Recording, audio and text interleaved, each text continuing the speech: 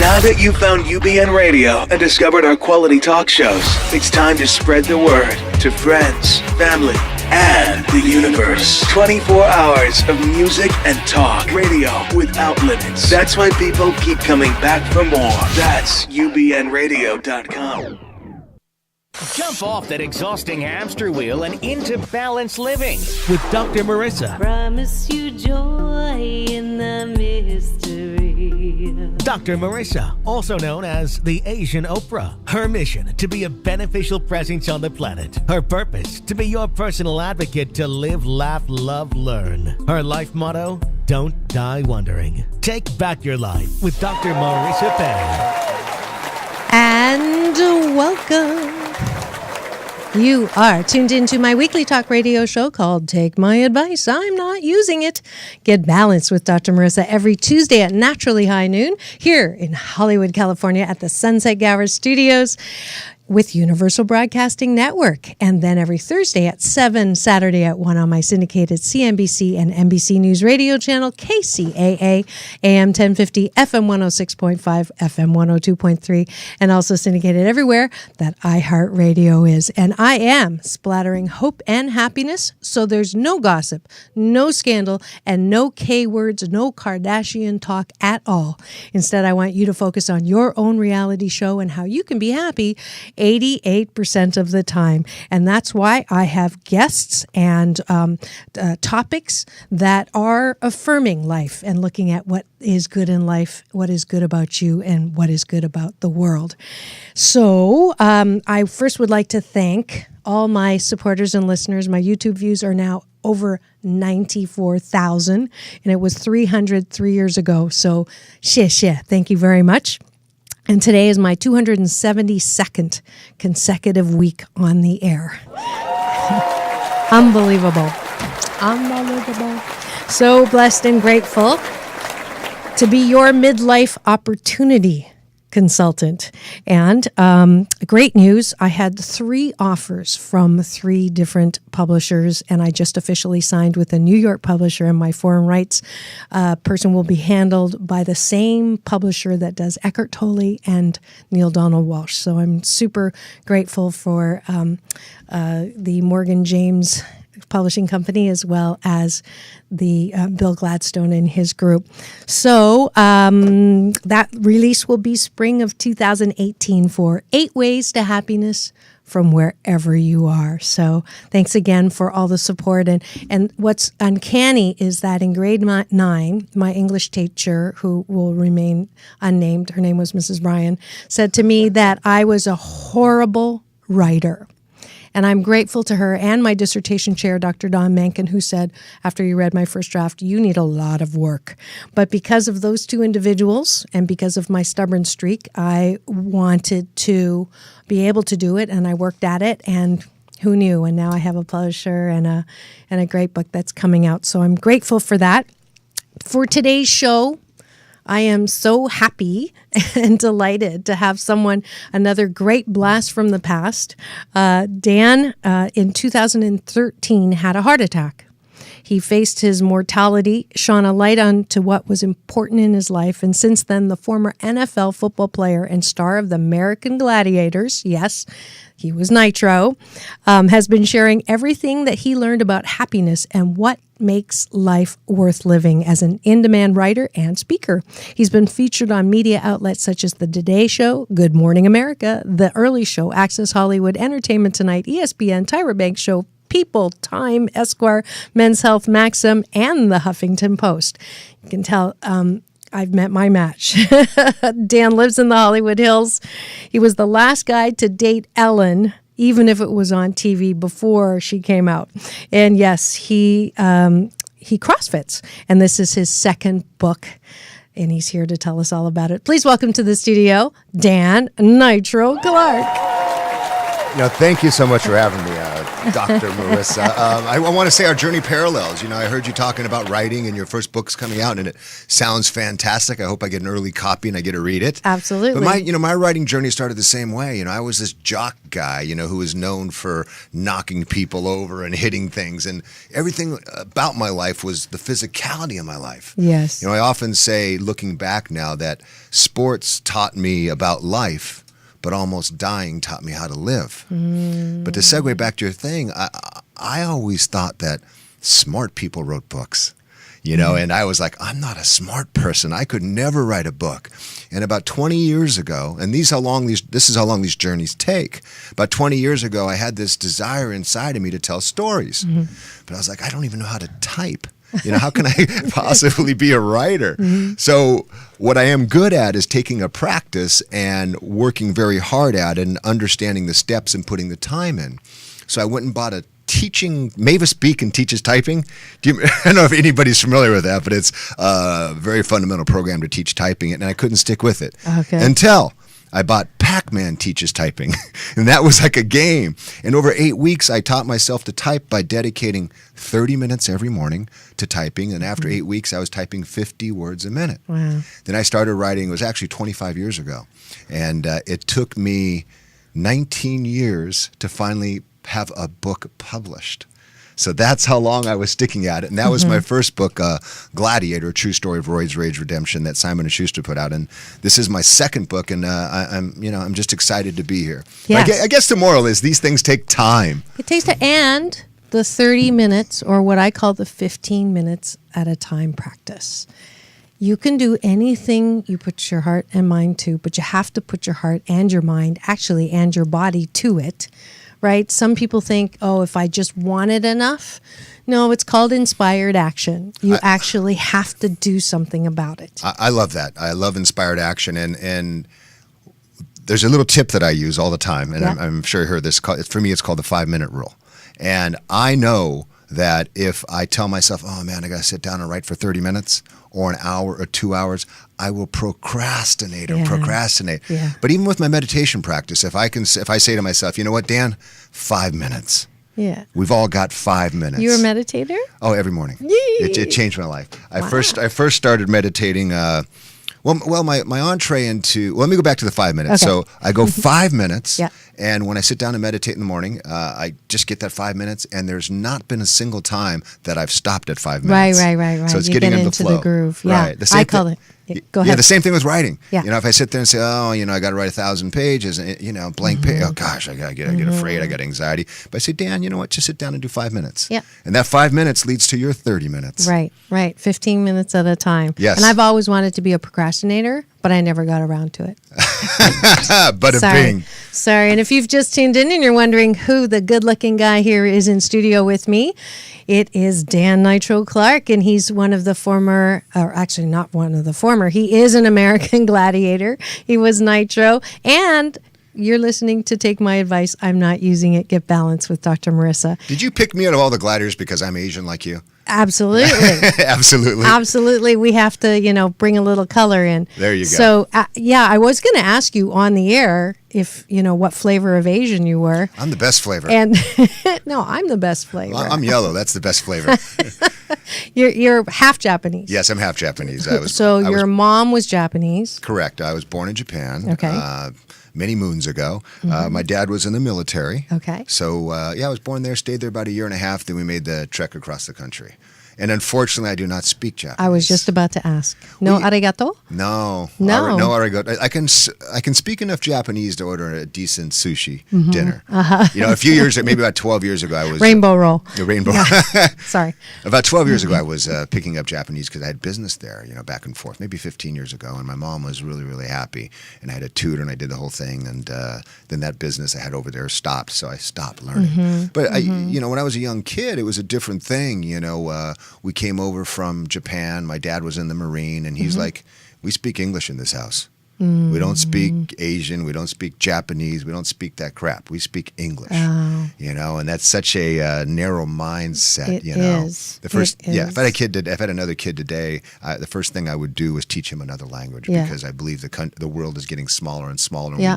we need ways to communicate. Yeah. It's funny, my dad was a professor, but he also said the same thing, that when I started school, but it wasn't, and I'll give your dad a little credit. Maybe some of it wasn't narrow-minded. Maybe some of it was protection. Because I don't know about you, but diversity where I grew up in a little town in Canada was not a good thing. And so in order to protect me and to give me the best possible start, we also instituted that rule at age 4. But I do speak fluent Mandarin, at least enough to order in a Chinese restaurant now, and I'm grateful for that. But isn't it beautiful that now being of color is not 100% a bad thing? You know, before when I was a young kid, I would lie about my ethnicity. You know, I would say, "Oh, I'm Hawaiian. I'm cool." Yeah. You know, because because when I was like in 4th or 5th grade and I was living in Orange County, you know, the kids can be mean. Yeah. You know, I mean, Yeah. forget Mean Girls, the high school movie. Is these grade school kids? They used to call me Nippy. Well, for Nippon, and it was a kind of a curse word. It was for the Japanese Yeah. culture, nips. Yeah. So they'd run around, "Oh, there's Nippy. Oh, there's Nippy," and I was teased mercifully. Yeah. So when I graduated the next level, 6th, 7th, 8th, I said, "You know what? I'm Hawaiian now." And you know, probably about 18, 20 years ago, I really got back into my culture. You know, and that was the right time, and I'm so proud to be Japanese. I'm so proud to be, you know, one of many races that make up this, you know, great world we live in. Yeah, we definitely have parallel paths. That's Yes. so weird, because it was Chinese, Japanese, dirty knees, look at these. Yes. Did you get that? Oh, all the time. Yeah, and I also, people would say, "You're Hawaiian?" And I'd say, "Mm-hmm." So that's weird. Yeah, Ooh, I'm yeah. getting chills. And even like Native American, because I do have like a 1/18 of a Native American, you know. Okay. And when I came here and I got in the movie business, you Native American? Yep. Yeah. Let me Yeah. go dances with wolves. You know, Right. cast me. Right. So at what point did you, what do you think changed the way you looked at yourself before the heart attack? Because let's go back, even before the heart attack, something was driving you, because you were a football player, you were with the Rams for a bit, you acted. Not only did you act, you wanted to produce, and then you wrote, and then I've met my, my male version of the recovering overachiever over here. Like what messages were going through your head to sort of give you that drive? I think from a needy center point of view, I wanted to be seen. And as a young kid, I wasn't good at anything. I was overweight. I was teased. I kind of hid behind my mother a lot. She says I was a shy one. People come in, I'd hide behind her leg. And there got to be a time where, I felt, I think in my 20s, that I had something, that was burning bright inside of me. And I think that's where probably the biggest change occurred. And the earlier part of my life was all about achieving success. Like you, I was very, very driven. And I thought achieving success, these goalposts that I put off, playing in the NFL, being a published author, being on TV, be on the cover of TV Guide, I thought all these things would lead to bulletproof happiness. Right. I was shocked when they didn't. And back then is when I started to find a meditation practice. So when I was this chubby little kid who never played, who played sports but was never picked, my freshman year of high school, I was such a bad football player that I quit the team about 7 games into the season. I came home, I was a freshman, I said, I quit. Nobody cared. I'm not playing. Right. That spring, I met a friend of my father's who was a hypnotherapist. So this was back in 78, way before it was like in our common day language. Right. And he said to me, hey, do you know that when people imagine something vividly, their brain can't tell the difference between what's real and what's vividly imagined?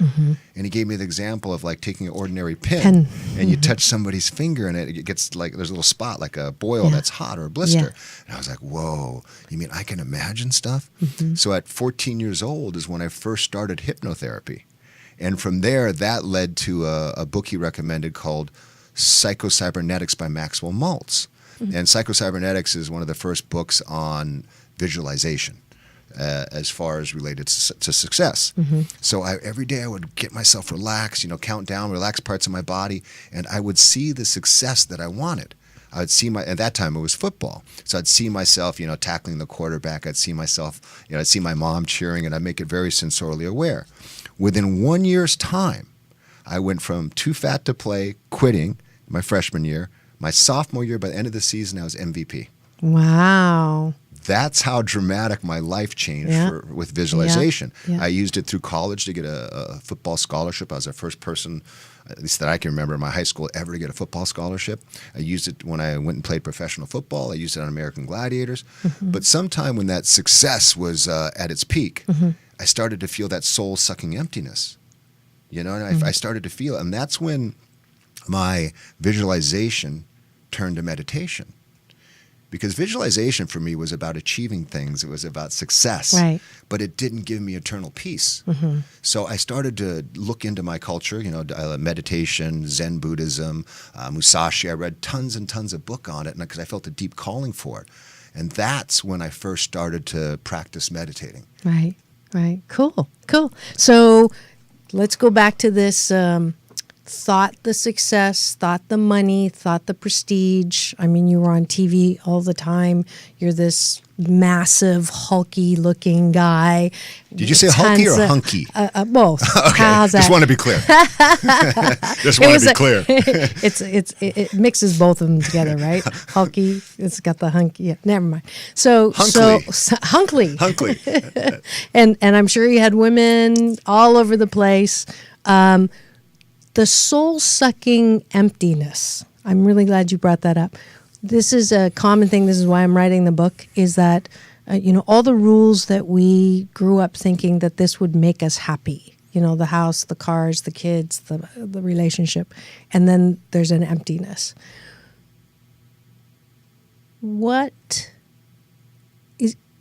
Tell me, was it overnight? Was it something that was like a nagging?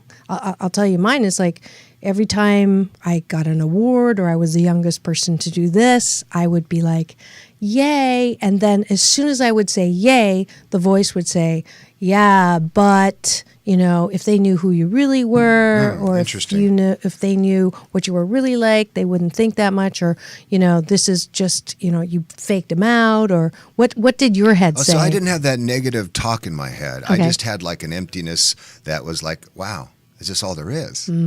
Because I based most of my self-worth on what I achieved. Yeah. And I thought I deserved it all because I worked really, really hard. Right. I didn't at that time. I didn't feel lucky. I said, I deserve this, and I worked hard, but I couldn't enjoy it. It was almost before I finished the last bite of food, I was off chasing the next.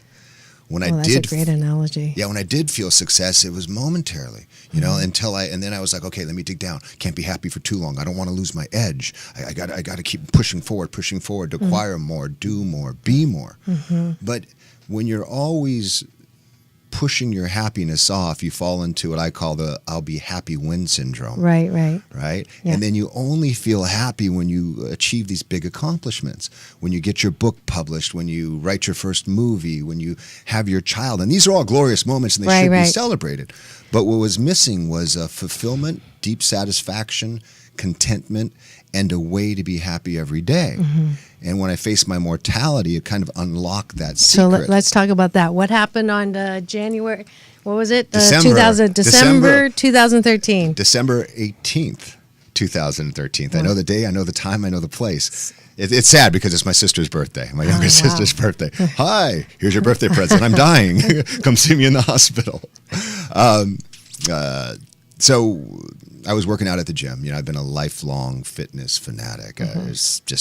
It's the way I relieve stress.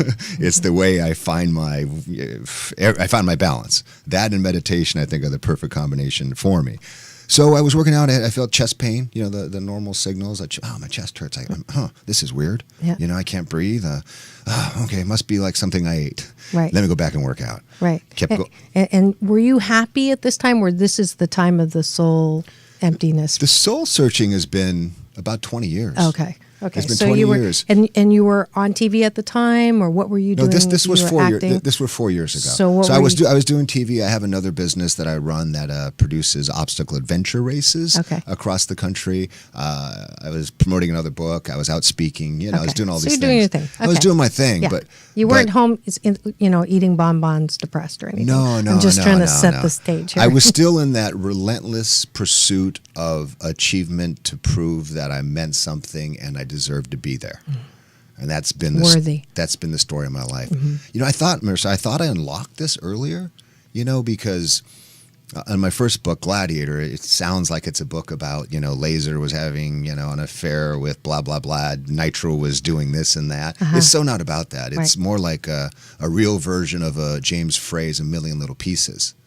It's about learning to walk towards a place you want to go in life. It's about this little boy who's, when I was 10 years old, there was this tragic accident in my family. My older brother passed away.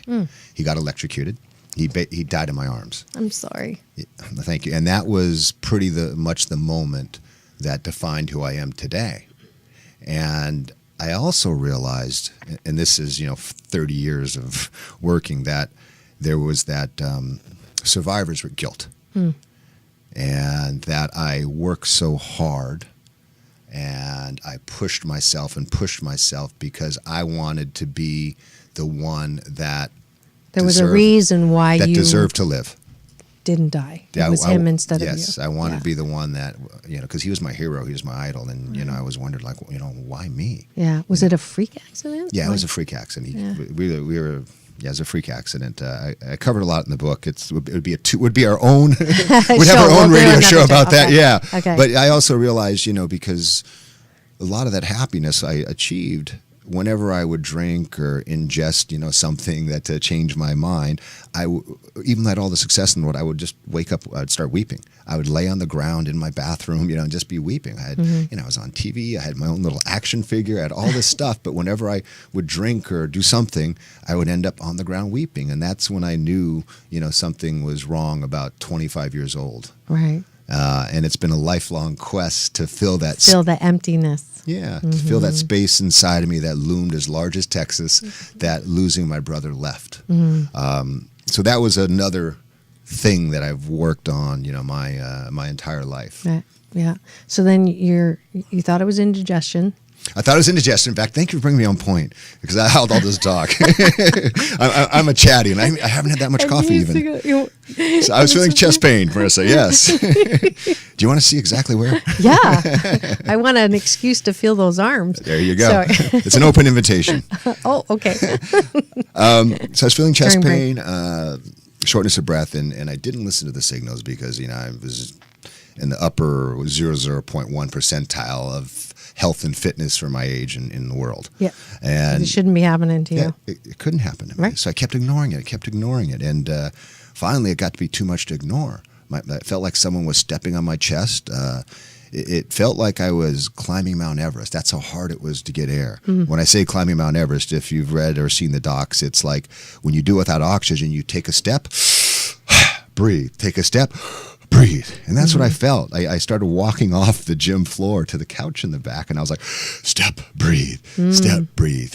But I didn't want to bring the attention to myself because I didn't want to seem weak or that I needed help. I think men, one of our biggest challenges to overcome is that, is being vulnerable, is being weak, is asking for help.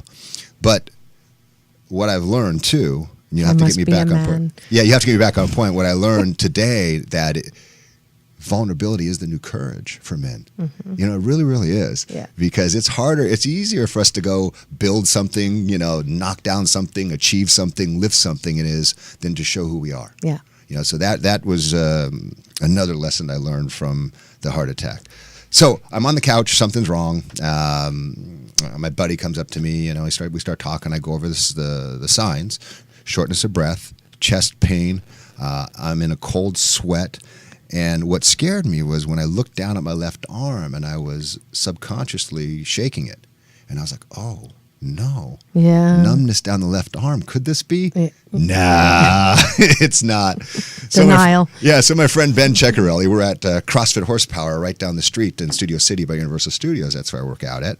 And we're over there, and he's like, we should go to urgent care. I'm like, yeah, let's go to urgent care. I can't breathe. I may be, because a heart attack could be happening to anybody but me. Right. So we get to urgent care, and I go in the room, and there's a girl behind the counter, and I'm sweaty. I look like Hulk Hogan at this time. I'm sweaty. I got chalk on me. And I'm like, I'm like having chest pain. And she's like, okay, fill out these forms. And then all of a sudden, I turned into the bad Hulk. I'm having chest pains. You didn't hear me. And I turned to this thing, and the doctor, I yelled so loud, apparently the doctor in the back heard me, and he drugged me in the back and said, okay. And they said, we're going to have to do an EKG on you. And I've seen those in the movies. I thought it took like a half an hour. Yeah. I didn't know they put those electrodes on you. 15 seconds later, Mr. Clark, you're having a heart attack. Yeah. And he said the words, I think. And I'm like, what do you mean I think? And I'm clenched over. I'm in pain. I go, what do you mean I think? And he says, well, there's a blood test that we do that shows you have a cardiac enzyme in your blood that will show that, but we don't have that here. So he says, I think. And I said, well, are you sure? I'm healthy, this, that, blah, blah, blah. Yeah. And he said, look, I want to call the ambulance, and I want you to go to the hospital. And I was like, no, absolutely not. My friend Ben is taking me. Stupid me at that time. It was December 18th. In November, I was switching to a new policy in January. So insurance policy. Are you sure you're not Chinese? No, Japanese.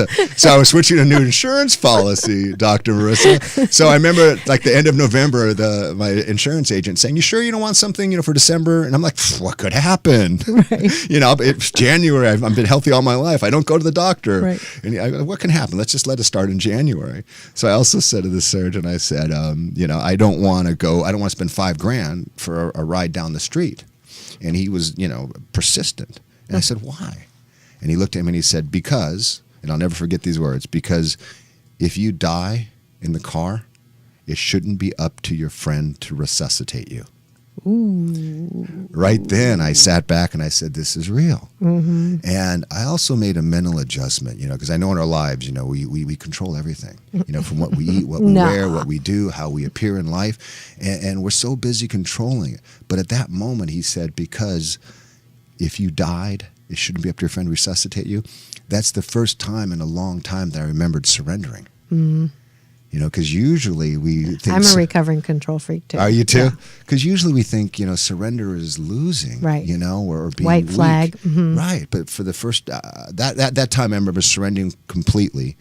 And I remember I felt, even though I was having a heart attack, even though I was on the verge of dying, when I surrendered completely, I felt a peacefulness that I had not felt in a long time.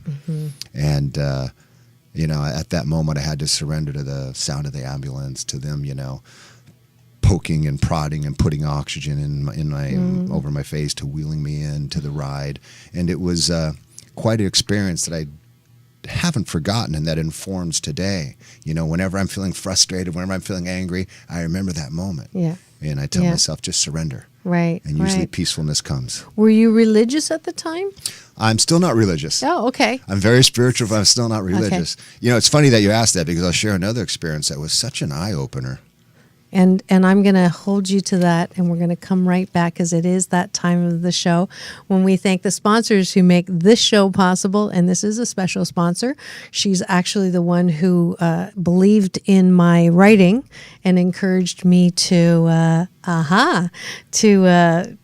make it into a book. And her lovely name is Karen, and she's a friend of yours. Yes, she actually works. That's right. Yeah, she works with your uncle. Yes, that's Satyama. I'm actually working with her too. She told me. She's fantastic. Told me, which is why you're here. Yes. So we'll be right back in 2 and 2. And remember, peace in and peace out. Do you have a book you want to publish? Do you need help finding a publisher? Are you confused by the self-publishing jungle? Then Karen Stuth, owner of Satyama Writers Resource and award-winning Satyama Publishing, is here to help. Whether it's design, illustration, mentoring, editing, crowdfunding, production, marketing, or distribution, Satyama can help at affordable rates. Put your best writing foot forward and go to www.satyamawritersresource.com. That's www.satyamawritersresource.com. And welcome back. You are tuned into my weekly talk radio show called Take My Advice, I'm Not Using It. Get balanced with Dr. Marissa every Tuesday at naturally high noon here out of the Sunset Gower Studios in Hollywood, California with Universal Broadcasting Network. And then every Thursday at 7, Saturday at 1 on my syndicated CNBC, NBC News radio station, AM 1050, FM 102.3, FM 106.5. That is KCAA. And then everywhere on iHeartRadio. Here splattering you with hope and happiness. And today's guest is telling the story of how he got to hope and happiness, the enduring kind, through a thing called heart attack. Not saying that you have to have a heart attack in order to get to that place, but Dan Clark, and you will remember him from the American Gladiators, has published his newest book. Is it out yet? No, we're actually, it's coming out, we're doing a Kickstarter campaign, which Perfect. I think is a fantastic way to have a deeper touch points with your audience and present the product and have the video. Yes. And provide all kinds of cool extras and bonuses. That will be out July 25th. July 25th. So go to Kickstarter.com, July 25th. And the book is called Death. Well, dying. Oh, dying. Yeah, so you can actually Dying. look at, so if you actually, the website, thank you for bringing that up, it's fdying, FDYING.com. Okay. No asterisk, just No, F not for the dying. website. Just look up fdying.com and it'll take you where you want to go. Yeah. Yeah, and it has, and I got to read some of what you were just sharing there, and how very easy read, great. I think Karen would say we write kind of the same way. Very. I'm sure you write much better. Open. No. I wouldn't say that. But so you had the heart attack. The doctor says you were very lucky. Did you have any like white light moments or anything? So like yeah. that? So that's what. So when the ambulance, when I rolled up to the hospital in the ambulance and was going into the emergency room. I had this strange out-of-body experience. I wasn't dead, so it wasn't an NDE, Okay. but I remember being wheeled in by the paramedics, and I remember floating outside of my body. I was just like this great, like white, ethereal light, and I was floating, watching the scene down below me, and as we moved through the emergency room, I remember looking down at all the people below me, and the most odd and amazing thing at the same time was that these people were all connected by one thing. I didn't see the faces. All I saw was a light. Energy. I saw from each person a light, and each person was connected by that light. It was all races, all sexual preferences, all levels of poverty and wealth were all connected by the same light. And I had an epiphany in that moment. And in that moment, I realized what that light was. That light was God. And I realized that light was also love. So I saw all people, all races, all connected by God and by love. So I came away from that experience with a new idea of what my spirituality and my religion is. It's God, and God is love. Wow. That's I was just about to ask you what the difference between religion and spirituality was, and so you must have known. So that and I am as well. I don't call myself religious. They actually say that religion is for those who are trying to avoid going to hell, and spirituality is for those of us who've already been there. Oh boy. Yeah. Well, look. I think what anybody needs to practice to find a peace within themselves, I am for. Yeah, I am too. Whatever it takes to get you there, and however it is, and I'm not here to tell you there's only one way, and we're all unique and brilliant, 7.3 million of us in a very different way. Why shouldn't there be 7.3 different ways to find love or be in love or be the love? Very, very nicely put. Thank you. Yeah, as long, to Write me, as that long as down. it's about an inclusion. It's Yeah. inclusion, Yeah. The only Yeah. way is this way. Then Yeah. that's when my, the hair on the back of my neck stands up. You Yeah. know, to me, it's love. Yeah. And out of that, I got this great practice, which I want to share. Yes, please. Because I think so many times people in their lives, they go out looking for love. In all the wrong places. We should write a song together. There we go. So they go out looking for love. And I think we all have within us God. So we all have within us all the love we ever need. Yeah. And so what I started doing in my meditation practice is I had this practice of love. So if I ever want to feel love or if I ever want to extend love, what I do is I get to that place in meditation where everything seems in sweet and simple order. Usually takes about 3 to 4 minutes. And then I think about people I love. I think about my son. I think about my mother. And I imagine them sitting right across from me. And when I see my son across from me, I'm filled with the white light of love. And then I project that love out forward to him as if he's receiving that love. So then I go through with my whole family and I send them love. And then almost like in a kindness, mindfulness meditation, even the people who I'm having trouble with, I see them in front of me and I'm full of that love and I send them love as well. And every time I've done this, I walk away filled to the top, brimming with love. So if, you're at home and you're thinking, wow, I have no love in my life. You have all the love you need. It's inside of you. Just take a moment. Everybody has one person in life they love. So take a moment, sit down, be comfortable with yourself, get to that quiet place, and imagine that one person that you love in your life across from you. And then just let that energy of love flow back and forth and be connected by it. And then from there, start spreading it to other people. I promise you, for sure, you will feel love in your life. Beautiful, beautiful. If we had time, I'd try it right now. I'm sending it to you right now. That's why you're smiling. I receive. How old is your son? My son is 30 years old. Oh, wow. Yeah, I just spoke to him. When you just said it, that I'm picturing like a small little son. Well, he was a small little son one time, 27 years ago. Right? Yeah, I'm so proud of him, and I love him so much. Aww. And what's his name? His name's Tyler. Tyler. Yeah, I just spoke to him on the way here. He's finishing his last semester of law school. Wow. So he made law review. He's already got a job lined up, and he's working the summer. And the most important, it doesn't matter, lawyer or teacher. Most important thing to me is you want your kid to be happy. Yes. And he's one of those rare attorneys that loves what they do. And he's so happy and excited by it. So that makes me happy for him. That's beautiful. Beautiful. What would you say your life motto is now? Like, what do you sort of live by? And maybe what used to be and what it is now and how that has changed. That's interesting. No one's ever asked me. That's a pretty deep question. No wonder they call you the Asian Oprah. Next thing you'll have me weeping and crying. Well, we have some time. We have some time. I actually asked John Travolta that, and he was like, la, la, la. You can see it on my YouTube. He spent a little bit going around it, but then he got it. He told me the same thing. That's interesting. Yeah, mine's Don't Die Wondering. So for me, I like that. To try something, anything, everything once. Marriage, divorce, that you try everything once. Not everything. Well, hello. Well, we'll talk about that offline.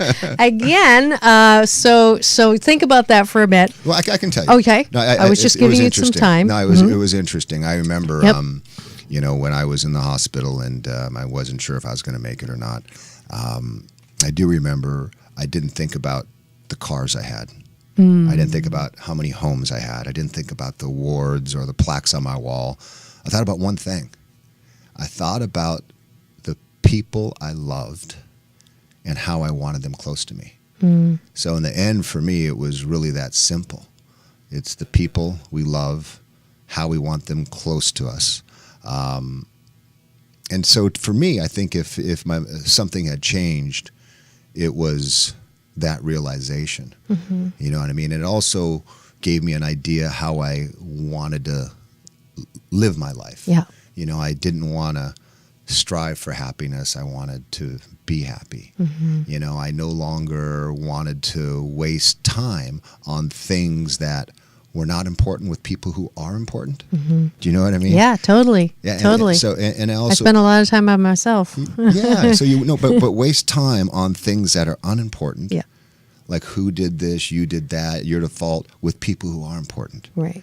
That really made me feel and learn that time isn't guaranteed. Yeah. And I also realized, like you, I do like to be alone. I do like the wilderness. I also realized that I don't have to be the center of the party. I can listen and I'm okay. So there were a lot of life lessons. Are you a Leo? No, okay. I'm a Gemini. I'm on the cusp. Okay. Gemini and Taurus. That Okay. day, I'm Okay. on the cusp. So there are a lot of things that when you face your mortality, that you could look back and say, "Hey, this is a new way I'm gonna live my life." The biggest thing is, most people think I'm pretty brave, but I'm not. I have to practice everyday courage to get myself to do everything. Really? I was You're an nervous. introvert? No, I'm not introverted at all, Okay. but I get afraid.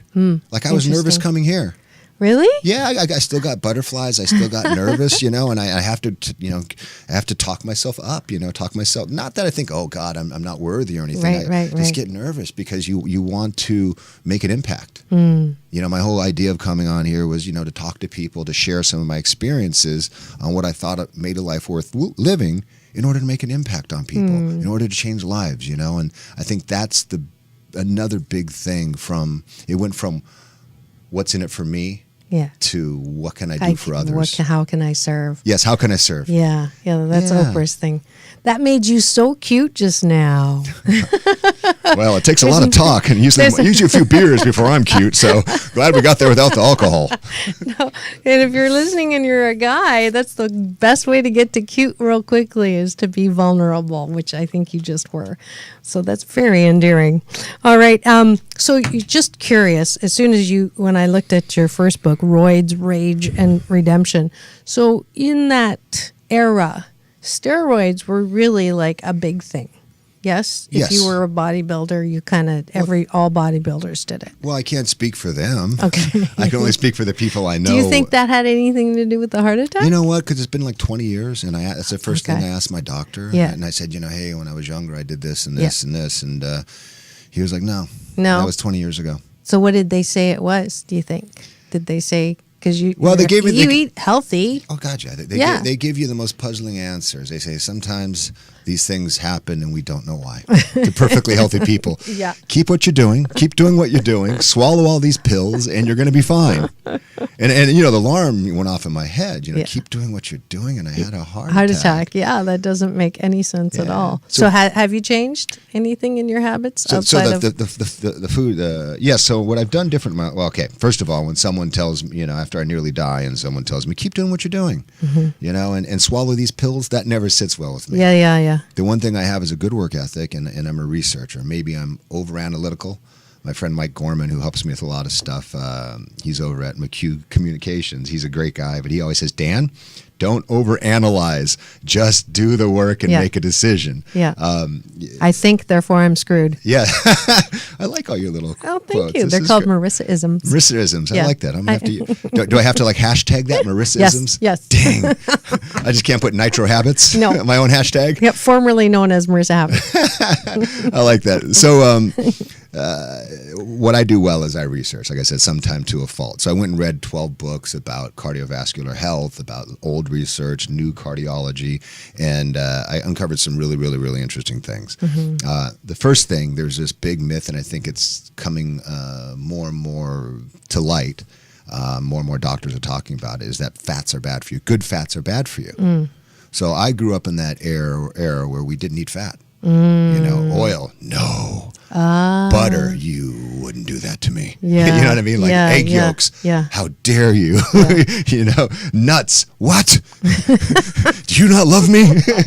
So I came from that era where it was like we ate no fat Yeah, on anything. yeah. We avoided it like the plague because that's what we were taught and told. Right. So the one thing I changed drastically in my diet, which intuitively a lot of people are probably saying, how could you do that, was I started eating tons of good fat. I went on a macro diet a macro diet is where you count the grams of protein, fat, and carbohydrates.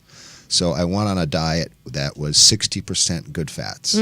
So butter. Thank you. Is that a good fat? Oh, that's a Butter. fantastic fat. But the idea is you want to get butter from cows that were grass-fed. They have it at Trader Joe's. It's called Kerrygold butter. Okay. Whole cheeses. No hormones. Yeah, whole cheeses, whole milks. Okay. When I get red meat, it's from grass-fed cows. Also at Trader Joe's, you don't have to go to spend your whole We should paycheck get place. Trader Joe's to sponsor this show, right? We should now, Yeah. right? I started eating nuts, avocados, olive oil, Okay. like full yogurts, and that made a tons of difference. And here's the craziest thing about this is when I changed my diet that way, my cholesterol numbers dropped. Oh, that's funny. But here's the key.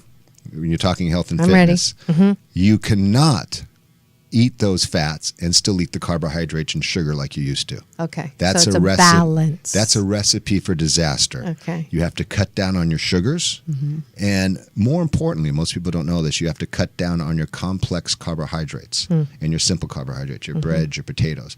Because a simple carbohydrate in your body acts like a sugar. It triggers an insulin response, which then tells your body to hoard fat. Right. That's why you see vegetarians are overweight. Yeah. Well, all I do is eat vegetables, breads, and pastas. How could I possibly be overweight? Right. So right. for me, carbohydrates and sugar are the evils, and good fats are what's happening. Yeah, and this is an area that you actually do some humanitarian work in. The 10,000 Pounds, a program that tackles the epidemic of childhood obesity through educating, motivating, and empowering Americans' youth. That's pretty impressive. Yes. Yeah, this is something close to your heart. Close to my heart. And giving back. Right. I have two main causes, and also talk about curing autism is a main cause. I know so many friends whose kids have autism, and it's now like 1 in 64. There's a great organization in Orange County, Talk About Curing Autism. I think I raised $300,000 for them in the last 5 years. Nice. Yeah, through the Gladiator Rock and Run event. Okay, it's cool. So many ways to support. And if you'd like to have an intimate contact, if you'd like to contact or follow or support Dan and all he does, your website is? Well, there's two. If you're looking for the book, you can look for FDYING.com. And if you're looking for me, this is a mouthful. It's DanNitroClark.com. Okay. Dan, then the word Nitro, Nitro, then Clark.com. Both of those are up and running. That's great. Oh, and Dan Nitro Clark on, what's that thing you take the pictures? Instagram. Dan Nitro Clark on Instagram. Yes, great. And I always end every show with, well, first I'm curious, you actually did a movie with Meryl Streep, who's one of my favorite actresses, Bruce and Goldie. How was that? Was that fun? Well, that was quite an experience. We shot it not here at Sunset Gower. We shot it. Gosh, I can't remember. We shot it right down the street, but it was a thing where I was in the middle of Gladiators, and they said we need these hunky guys for Death Becomes Her, and ended up working, I think, a month on that movie. Wow. And I had one line. Oh. One line. But I had scenes with Meryl Streep and Isabella Rossellini. So my funny Meryl Streep story is I have a scene with her. It's me, it's her, and it's Isabella Rossellini, right? Yeah. So Isabella's already sitting on the couch, and I entered, and Meryl Streep entered across from me. And we enter, and she's doing this like strange thing, like where she's blinking her eye, and she's like rubbing, like she's like wiping her hair away. And I think, is she okay? And she's looking at me, and she keeps like blinking her eyes and kind of like brushing at her face with her hand. And I'm like, I don't understand this like method acting. I want to remember my one damn line, and I want to be able to deliver it. It threw me off. We had to cut all this stuff, and then she walks over to me. I'm like, I don't know what you're doing. She said, you had a hair in your face. So everything I learned about acting was in that one moment. That is so cute. That's a great story. And we are out of time, so I'm going to ask you, who do you want to thank? At the end of every show is like who you give the most gratitude to. Wow. Who do I want to thank? Who do I give the most gratitude to? I don't think it's a single. You know what? I have a gratitude practice in my life that I do every day, and I do too. Yes, I do. So it varies from day to day. But what I'm very, very grateful for now is my mom. And her name is Kazuko. Kazuko. She's down in Orange County, and she had cancer on the kidney. They took out her kidney about 6 weeks ago. And she's still with us. So I'm grateful that she's here, and I'm thankful that she's here. And beautiful. Yeah, and sometimes you really don't realize how much you love something until you're close. Afraid you may lose it. So I'm very, very grateful that my mother is still here, and I love her very much. Yes, and so taking a deep breath in and just releasing a lot of love and healing power to her as she recovers, and knowing that she's in perfect health. Costco. And that is it. Thank you so much, Dan Nitro Clark, for coming to the studio and sharing your story of how you... Actually, it doesn't sound like you regret something like that.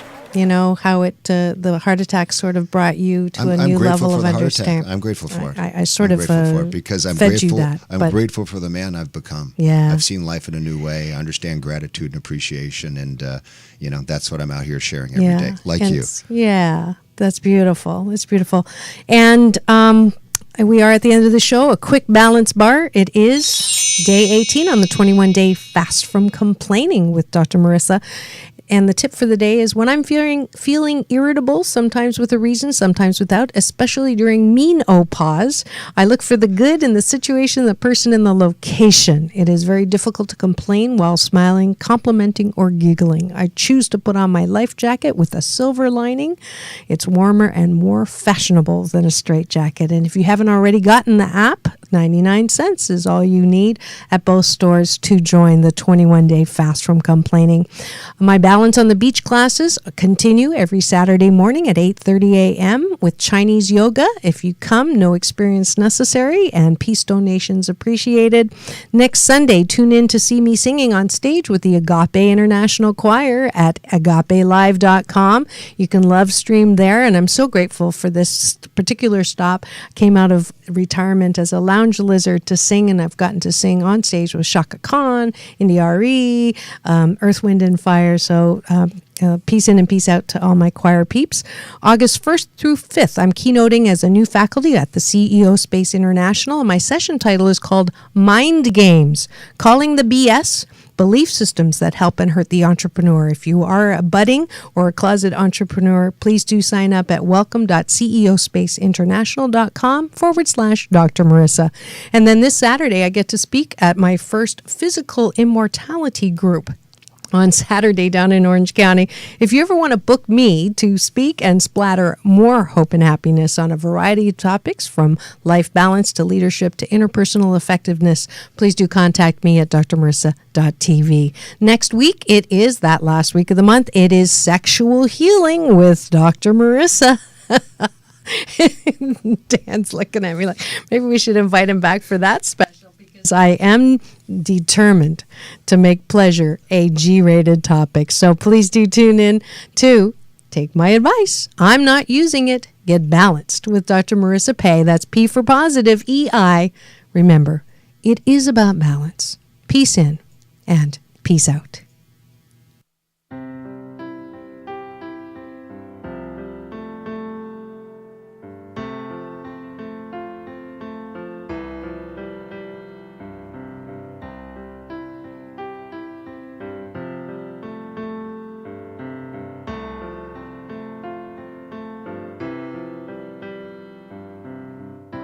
Learned to cry at an early age. People around me, my heart in a cage.